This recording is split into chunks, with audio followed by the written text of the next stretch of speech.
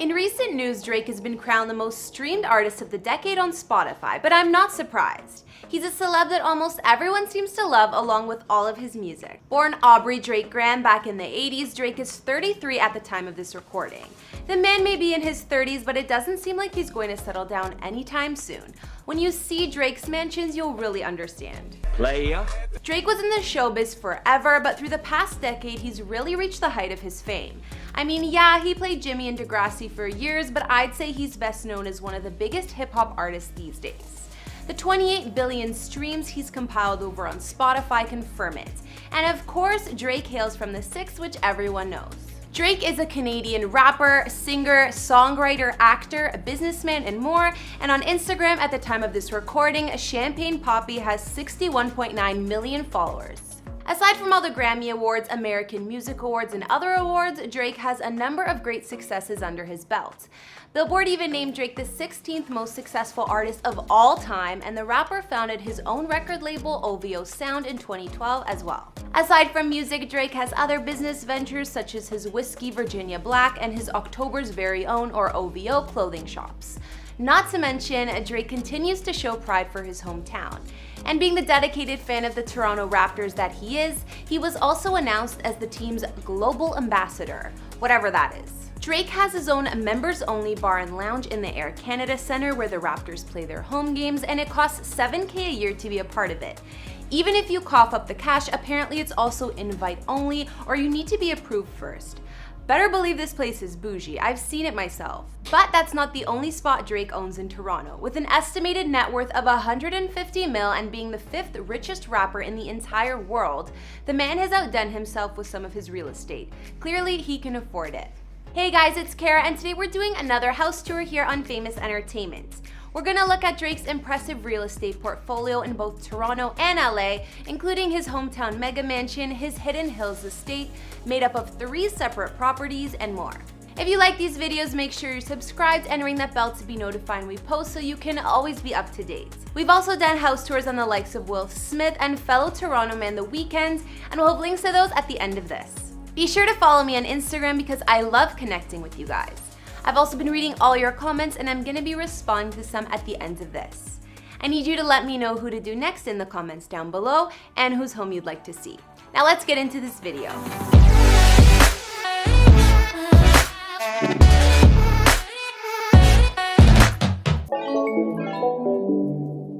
Before we look at Drake's life of luxury, let's get a little background. So we know the started from the bottom singer didn't appear to actually start from the bottom, but he really did come a long way. Like I mentioned, Drake is from Toronto, Ontario, and most of his early life was spent growing up in the neighborhood of Forest Hill. Forest Hill is known to be a wealthy area of Toronto, so of course many fans assume Drake had it easy. I too live in Toronto, and I know that only rich people really live in that area. Drake denies he was well off back then and explained that his family only lived there because his mom was living beyond her means and they rented a basement and first floor of a house. Drake said, "I grew up with a mom who was deep in debt because she wanted the best for her family." As a teen, Drake even gave a tour of his home. The home seems pretty modest to me. Me and my grandma have a little thing where my mom doesn't let her eat chocolate, but my grandma slides me a little extra cheddar on the side, and I make sure she gets her daily chocolate dose. That's my grandson. This is the living room, and it's nice and elegant, and I kind of leave this alone. It's too much for me. This is our dining room, and here's my mother making notes as usual on probably some. Transposing my to-do list. Yeah, exactly. Seems like Drake had the basement all to himself, so at least he had his own space to hang out and do his music stuff. This is my space, this is where I live. And through here, this is my living room. I like a chilling vibe, that's my favorite thing about this basement. I wonder if Drake knew back when he was filming this vid where he would be now. Boy, have times changed. And then through here, this is my comfort area. As you can see, I recently did laundry. This is actually a very nice couch. And in here, I have more stuff. Some sweaters and t-shirts, some blazers, jackets, and the shoes are a big thing. I got them from bottom to top. Fast forward to current times where Drake is sitting on a fortune and he's definitely changed the way he's living since that teenage hangout. Onto Drake's real estate, starting with his homes in the Hidden Hills, California. He actually purchased 3 separate properties here that make up a combined 6.7 acres, the main house being called the YOLO Estate. The gated community of Hidden Hills is notorious for housing the biggest and richest celebrities like the Kardashian-Jenner clan and more.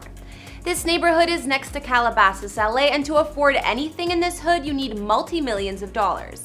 Drake's pool in the main house was designed to outdo the grotto at the Playboy Mansion, and it's supposed to be one of the most luxurious pools in the world. Usually in the grotto, it's like against the law to have a bikini on. You have to go naked. You have to go naked. I mean, the first time we went in, we had bikinis on and we were like, screw this, took it off, and never wore one since. But we'll see more of that soon. The latest add-on to Drake's YOLO Estate was actually a fixer-upper home.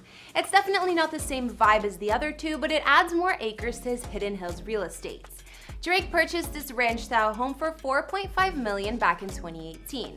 I'm sure since he bought it, they've renovated or are still in the process because it looked pretty old school like you can see in the pics. This house is 2,449 square feet inside and has 3 beds and 2.5 baths spread across 1 level.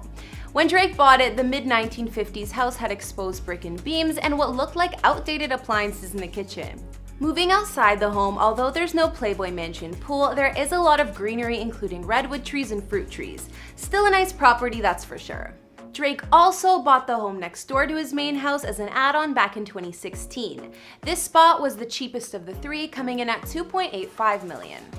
Another 1950s style ranch house, this one is 4,445 square feet with 4 bedrooms and 5 baths, and also came with an 800 square foot attached guest house. Although it costs less than the one I just showed you, it's bigger and this one actually had a pool. This house is cute and charming and was obviously a good business investment for Drake since it neighbors the main mansion. It's pretty open concept with hardwood floors and high ceilings. Also, looking at the pics, you can tell it wasn't as outdated as the other one he just bought. Now we've seen Drake's 2 add-on properties in Hidden Hills, so it's time to look at the main one, the YOLO Estate. His house was actually listed for sale back in 2017, but I'm not sure if he actually ended up selling. Either way, Drake did list it for $20 million. Drake purchased this mega mansion back in 2012 from Saddle Ranch owner Larry Pollock for almost $8 million. Apparently, Drake first fell in love with the pool at this house. He had a little bit of a pool obsession and used to Google crazy residential pools before he was even signed. Back in 2007, he found this place online, and like I said, the pool was created to put the Playboy Mansion's infamous grotto to shame. Drake said, "This house was the desktop image on my computer years before I bought it." The YOLO Estate is 12,500 square feet and has 6 beds and 10 baths. Aside from all of the indoor living space, it also sits on plenty of land, 2.91 acres to be exact. Drake's Hidden Hills main mansion is also special because he spent 4 years reconstructing it to be his masterpiece. There are a ton of epic features inside the home, like a gorgeous library, games room, massive wine cellar, fitness center, spa and massage room, and 25-seat movie theater. Drake's master suite is also fit for a king, and he told Rolling Stone that when he has female visitors, he delights in flipping a switch beside the bookshelf, which swings open to reveal his bedroom. Sorry about that. I swear to God that never happens. Moving outside, there's that dream pool with a swim-in grotto, waterfalls, wet bar, TVs, and an 80-foot slide. Other fun stuff Drake has out there includes a tennis court, basketball and volleyball courts, viewing pavilions, and horse stalls. Although Drake has no horses that we know of. There's even a mechanical bull. I mean, what more could you ask for? I bet he's thrown some wild parties. Knock, knock. Who's there? It's One Direction.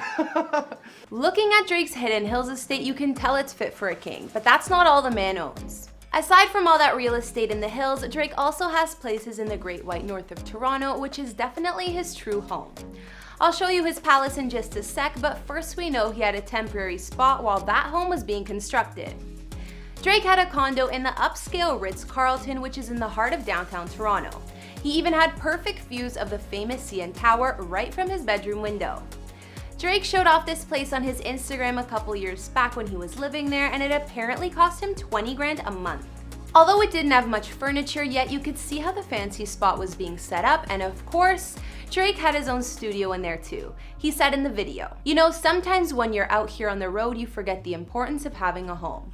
I just came home to a new temporary spot till my house is built, but it's my home for now and I'm very inspired, very excited, you know? This just has me ready, you know, ready to work. You know? Finally, I've saved Drake's epic Toronto mansion for last. He bought the land for this mega home back in 2016 for $4.4 million and was working on building it for years. Only recently this year was it finally finished. It's in the Bridle Path neighborhood of Toronto, which is one of the only areas in the city where you'll find such large plots of land. There are only a few mega mansions in this area because they occupy all the property, so at least Drake has some privacy. But he did have to add extra high fences and actually get the city's approval to do so, just to make sure nobody's sneaking in. Some may say that Drake's Toronto palace is slightly over the top, but I can't say I expected much less.